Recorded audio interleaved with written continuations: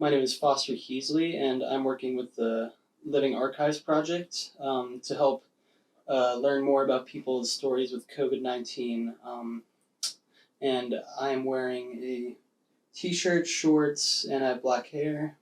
Um, what is your name? My name is Yvette Clifton. Nice to meet you. Nice to meet you also. Yeah. Thank you for asking me to do this interview. Yeah. Oh, no problem. Yes, it's great. And now I'm going to state the current COVID-19 metrics. This week, today, is March 23rd, 2023, and there are 68 reported cases of COVID-19, which shows a 39% decrease over the last 2 weeks. Therefore, we do not have to wear masks at the moment. So my first question for you is, where's home for you right now? Right now I live in Charlotte, North Carolina. Okay. Yeah, Nice. love it here. Nice, yeah. Where have you always lived in Charlotte, or? No, we've been in Charlotte for maybe 28 years, 20 odd years or so. Okay. Where'd you live before that? Before that, we were in Princeton, New Jersey for a couple years. Oh, nice. That's where my husband had worked. And prior to that, I grew up in the Boston area, actually Cambridge, Massachusetts. Okay, nice. Have you always been a professor, or? No. I've worked in industry prior to academia. Okay. Yes. What kind of industry did you work in? I worked at Polaroid Corporation. Polaroid. So it was photography, image making. Oh, yes. Nice. So it was nice to combine my chemistry background with the arts and photography. Yeah. What made you move to Charlotte? Met the love of my life. Can you relate? Can you relate? Not yet, but not yet. Okay. Well, when you know, you know. Yeah. Yes. So, describe your experience during the last 2 years from the COVID-19 pandemic. What were the early days of that like?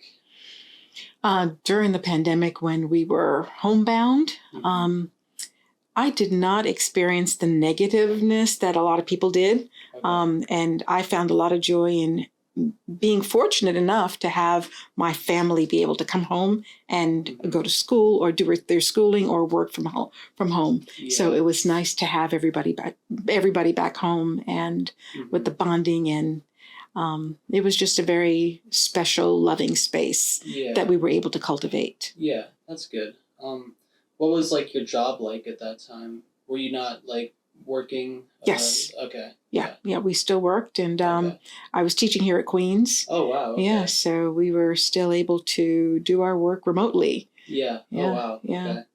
Okay. So tell me more about that. What was it like compared to before?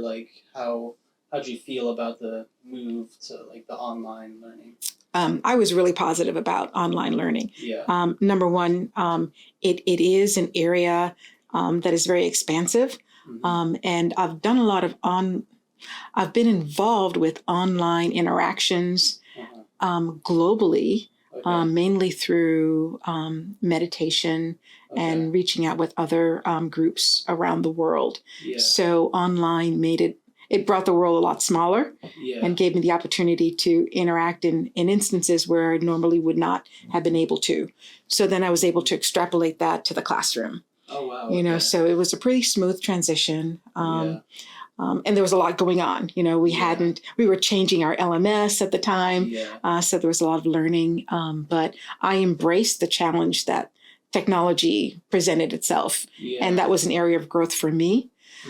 So I appreciated that. I also appreciated the fact that I had to be creative in engaging students online, so now everybody is homebound and having cabin fever. So how do I motivate them and make that extra layer of connection remotely? Yeah. So that was a nice challenge, and I love the feedback. All my classes went really well, and we were happy to be in that common space. Yeah. So you learned a lot. I did. Yeah. Opportunities for growth. Yeah, that's good. So what was I know you talked about your family and how you guys came closer during the pandemic. What about outside of that? What about did you have any trouble reaching out to friends during the pandemic or other stuff like that? Or even expanded family members? Right. Yeah. So it's not trouble, and again, I was very fortunate that no one close to me got critically ill or died. I'm just so grateful for that. The only restriction was I couldn't see my dear beloved aunt who lives in Atlanta. And being elderly, I did not want to expose her to, possible contamination. So I couldn't go to her and give her a hug or comb her hair or, sit with her. We had to do that all remotely. But again, given that she was in her 90s, those are really precious years. And will I have a chance to see her in person? That was in the back of my mind. Yeah, definitely. It's tough. So describe, was there a time you stepped in to help someone affected by COVID-19? Like any family members or friends that were affected by it? Or yes, we did a lot of food drops. Food drops? Okay. Yeah. Okay. Can you tell me more about that? Go in the details? Yes. So it was mostly people in the neighborhood and outside of the neighborhood per se, that we and those who were either ill or elderly. And as you can tell, I have a soft spot for the elderly and for the very young, and for the disadvantaged. So we would very carefully prepare foods in our kitchen, being very aware and conscious of, just utmost cleanliness, and do door drops. Wow. That's awesome. Yeah, it was a good feeling. I bet. Yeah. That's amazing. And that was a family type event, we all. Oh, so you all did it? We all did it, yes. Nice. Yes, we were all home. How often did you do that?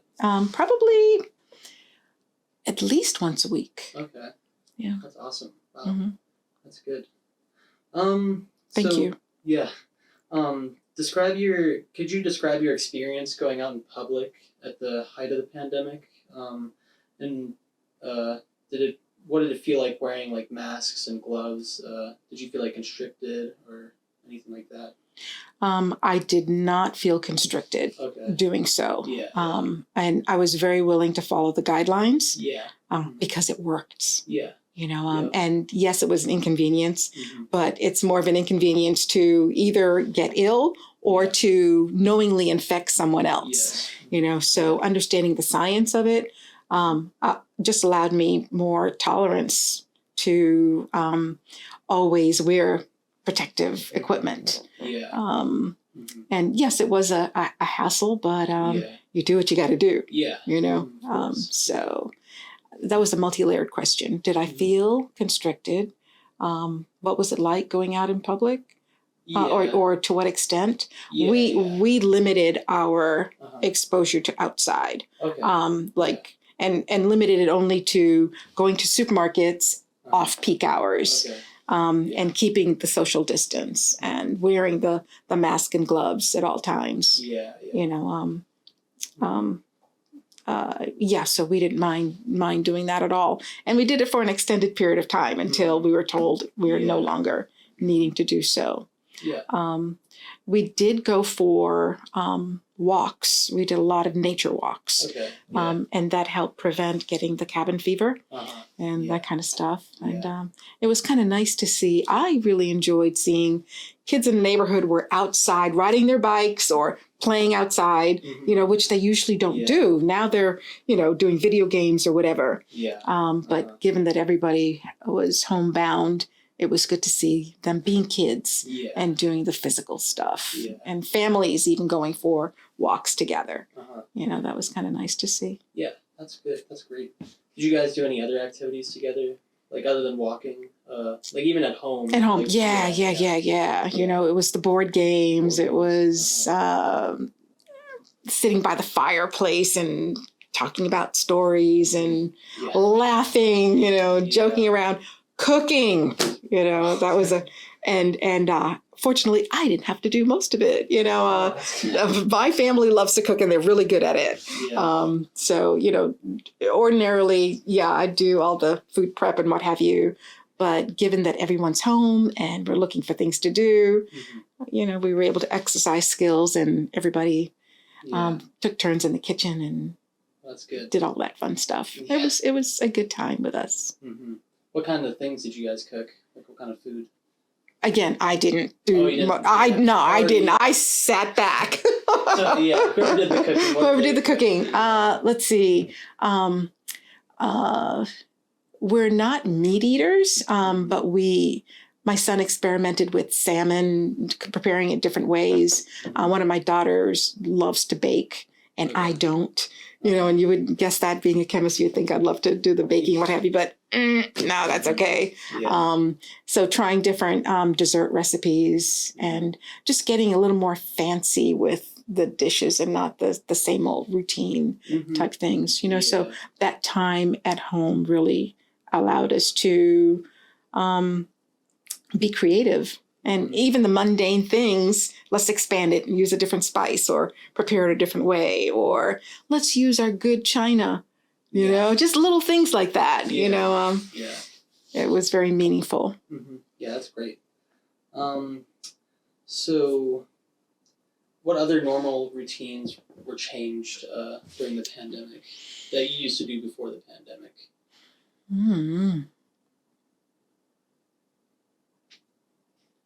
I know you probably gained new routines and stuff like that, like walking with your family and stuff like that. So were there any things that also changed from that? Trying to think. I guess it allowed us to reflect back on because the pandemic brought us back into the household, because everybody was out working or going to school or whatever. Yeah. So now we're in the four walls every day at the peak of the pandemic, having a good time, but too much of a good thing can get a little old and a little bit testy, so it gave us a time to just reflect and say, you know what, you're getting on my nerves. Is it you or is it me?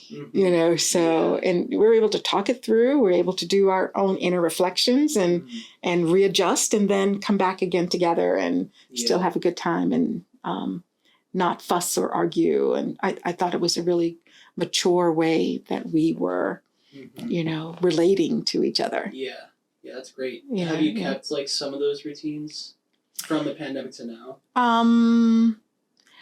Yeah, I would have to say yes. We purposefully make time together now. Okay. Puzzling was a big thing that we did.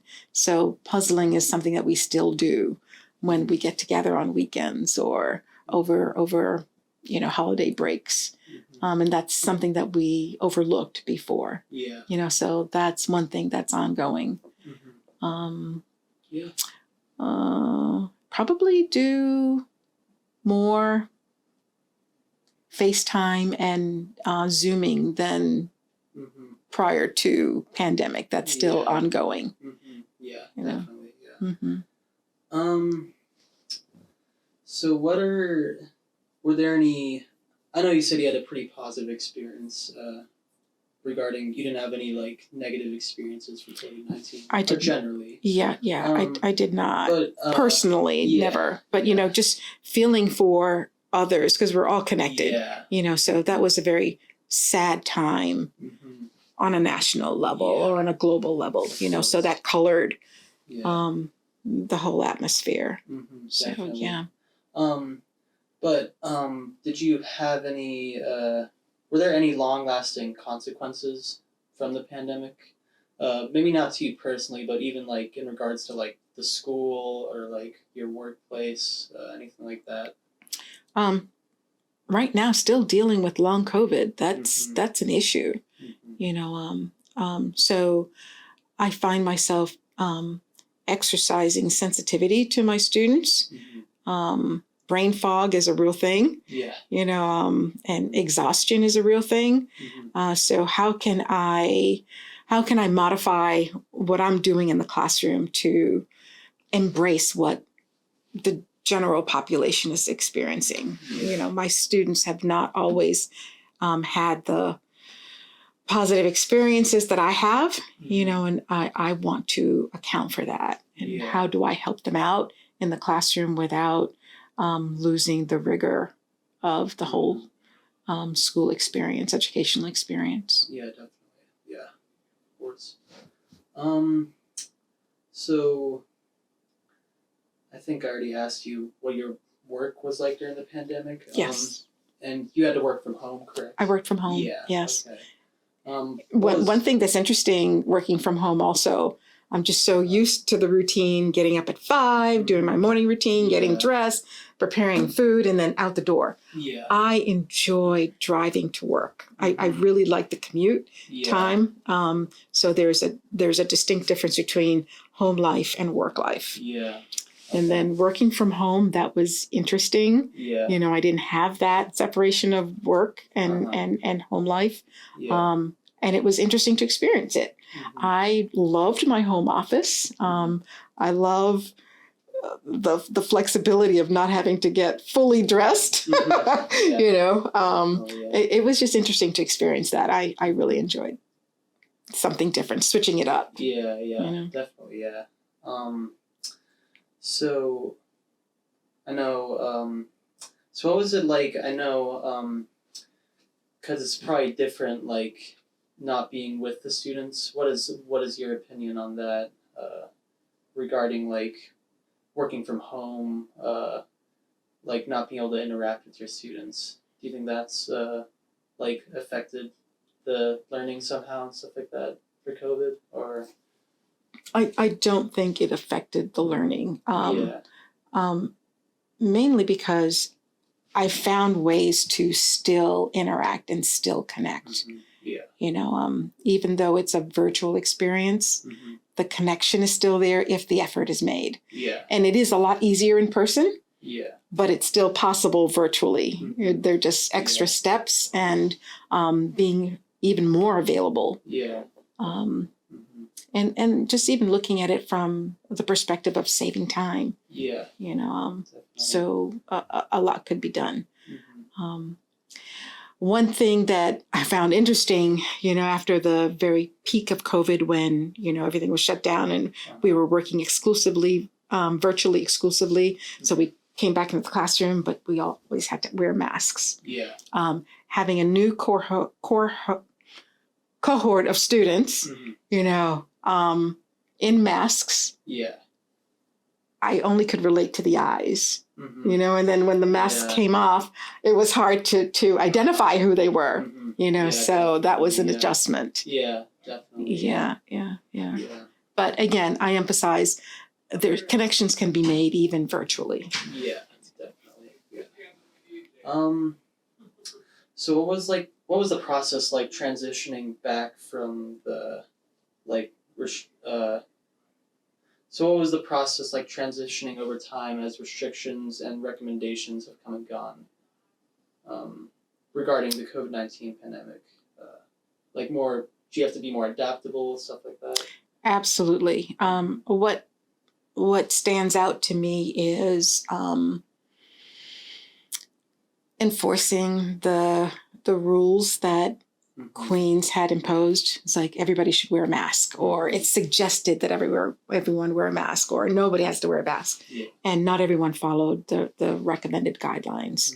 That was challenging for me to navigate from the position of respecting every student's wish, because most people, or some people, did not want to wear a mask. Other people really needed to wear a mask and were very emphatic about it. So how do I deal with that? Yeah. How can I be equitable in the classroom with respect to masking, not masking? Okay. And just even, I'm a very warm and open person, and sometimes we just give each other hugs. That was hard to implement. Personal space. We can't do this right now. That was kind of hard. Yeah. And students were looking for that, and I couldn't do that.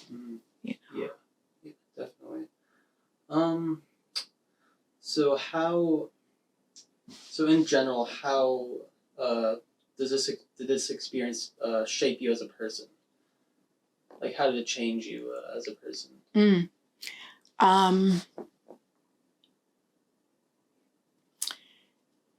It was, oddly enough, I felt a little honored to be alive in this space and time, because even looking back at my parents, my grandparents, and previous generations, I just look at them in awe. You went through the Great Depression. What was it like? Oh my God, it must have been blah, blah, blah, And here I am experiencing this very national, global epidemic. So it was a very difficult period for me to go through. And so I was able to draw on the strengths that I admired from previous generations and exercise it during this period. So, definitely. Yeah. So what do you think your future will look like from here on out, like from the COVID-19 pandemic, in regards to, well, just everything? It's kind of a very open-ended question, but it is. Yeah. What will my future look like regarding the pandemic? Or not even, don't actually forget about the pandemic, just like in general, like from here, just like based on all your personal experiences, how routines have changed, stuff like that. What do you see yourself looking like, your future looking like? Okay. And I'd like to bring back in the pandemic and COVID, the viruses and what have you. Going forward, I am very conscious. It gave me an opportunity to go back to things that I value, and I kind of went off the beat. It's just so easy for me to get overly involved in my work and take shortcuts with respect to getting enough rest, or making excuses not to work out, or skipping meals or whatever. One thing that the pandemic has taught me is it didn't teach me, it reminded me is that this can and probably will happen again. There's still mutations. And one way to mitigate it that each of us can do is to keep a very strong and healthy immune system. So I need to practice what I've always been preaching and not always doing, so I'm back to old routines of, I need to get enough rest and I need to put my health first, Definitely. Yeah. That's great. So do you have any other stories or experiences that you'd like to share about your experience with COVID-19? Any ones that just stick out in particular? I wish I had more time to think about it, but nothing is popping out at me right now. No, you're fine. Yeah. And then last thing, do you have any photos, writings, artwork, or video relating to your experience with the COVID-19 that you'd like to be archived with this project? If not, that's perfectly okay. I can look through my phones and see if we had taken any photos of, us doing stuff. No worries, It's just whatever. If you would like to be archived with the project, that's fine. If not, it's perfectly okay. Sure. Yeah. Can I get back to you on that? Yeah, that's fine, yeah. I think that's all we have today. Thank you again for being a part of this interview. I really appreciate it. Thank you for asking me. And it's great to contribute, in any way that I can. Definitely, yeah. This has been, a riveting experience for all of us. And we have to be there for one another. Yeah, definitely. Yeah. Well, thanks again. You're welcome.